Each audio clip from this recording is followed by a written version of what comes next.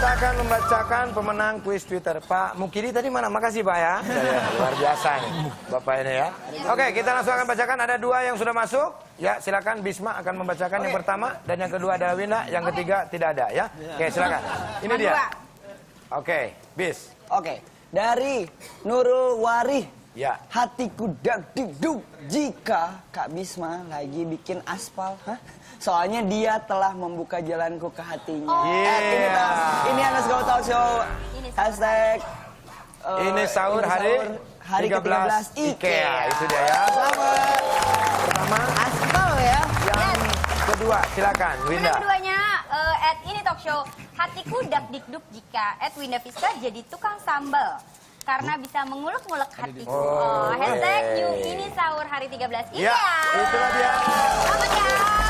Pemenangnya selamat, kedua pemenang mendapatkan masing-masing 1 juta rupiah dipotong pajak. Hadiah ini dipersembahkan oleh IKEA, toko perabot rumah tangga dari Swedia.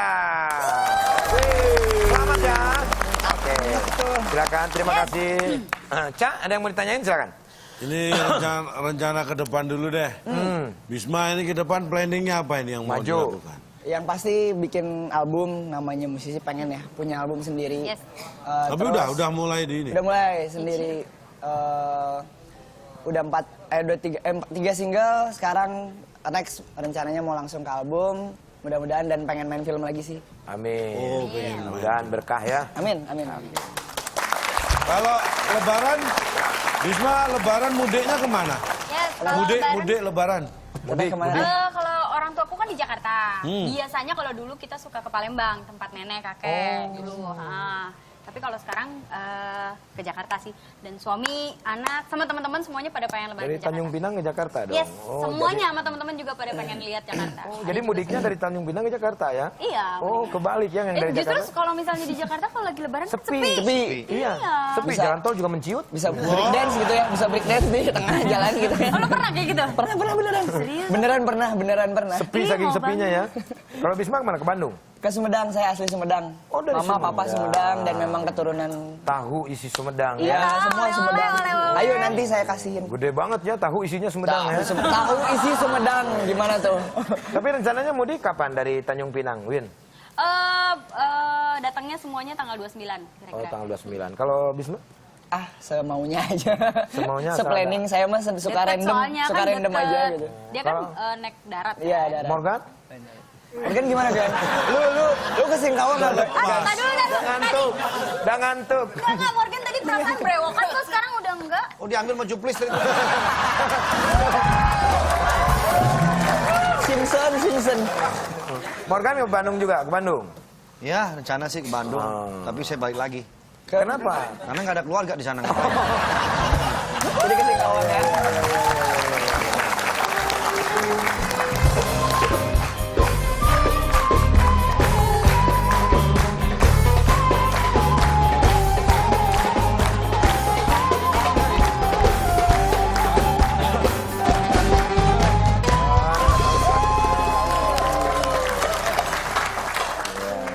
Pak Ustadz nih, kita nyari ilmu lagi nih hari ini.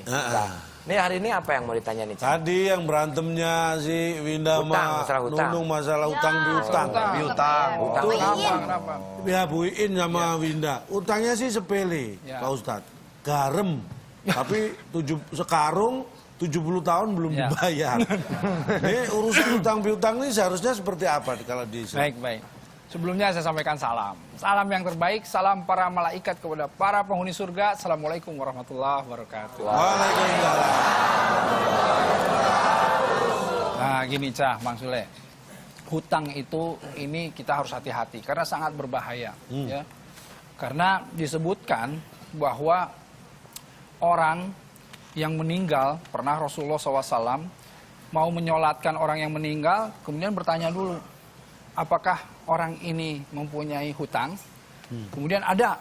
Terus kemudian Rasulullah bertanya lagi, apakah orang ini ada sesuatu yang ditinggalkan untuk membayar hutang? Tidak. Rasulullah mau pergi itu. Sampai Abu Qatadah, sahabat, bilang bahwa Rasul, sholatkanlah biar aku yang membayar hutangnya. Karena apa? Karena ketika seseorang berhutang, dia itu sesungguhnya terikat jiwanya gitu dengan hutang-hutangnya. Gitu. Jadi hutang itu sangat penting sekali. Karenanya disebutkan oleh Allah, ya ayyuhalladzina amanu idza tadayantum bidainin ila ajalin musamma faktubuhu.